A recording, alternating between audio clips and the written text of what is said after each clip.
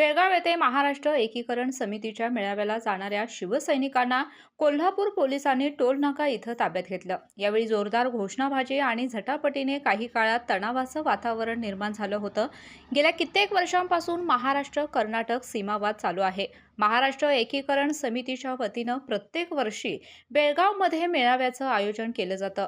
या वेळेला कर्नाटक सरकारने समितीच्या या महामेळाव्याला परवानगी नाकारली होती। मात्र गनिमी काव्याने हा महामेळावा पार पाडणार असल्याची भूमिका एकीकरण समितीच्या वतीनं घेण्यात आली होती। या महामेळाव्याच्या पार्श्वभूमीवर महाराष्ट्रातून येणाऱ्या नेत्यांना कर्नाटक राज्यात बंदी घातली होती। शिवसेना उद्धव बाळासाहेब ठाकरे पक्षाच्या वतीनं आज कोल्हापूर शहरातून भगवी रॅली काढून या रॅलीला पाठिंबा देण्यासाठी जिल्हाप्रमुख संजय पवार, सुनील चित्रे, प्रकाश पाटील, शिवसैनिक मोठ्या संख्येनं या मेळाव्याला उपस्थित होते। मात्र कोगनोळी नाक्याच्या परिसरात कोल्हापूर पोलिसांनी त्यांना अडवलं आणि ताब्यात घेतलं।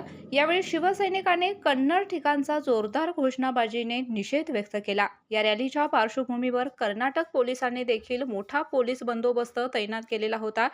यावेळी शिवसैनिक आणि पोलिसांच्यात मोठी झटापट झाल्याचं पाहायला मिळालं। त्यामुळे काही काळ तणावाचं वातावरण निर्माण झालं होतं। दरम्यान पुणे-बेंगलोर राष्ट्रीय महामार्गावर शिवसैनिकांनी आंदोलन केलं, त्यामुळे महामार्गावर वाहनांच्या लांबच लांब रांगा लागल्या होत्या। कर्नाटक सरकार मराठी भाषिकांची गैरसोय करत असल्याचा आरोप यावेळी शिवसेना ठाकरे गटाच्या पदाधिकाऱ्यांनी केला आहे। आ आ आई येस ब ब बदक क क कणीदार आ ख ख खमंग ग ग गोकुळ तू हा अगदी घरच्यासारखं कणीदार खमंग म्हणजेच गोकुळ तूप।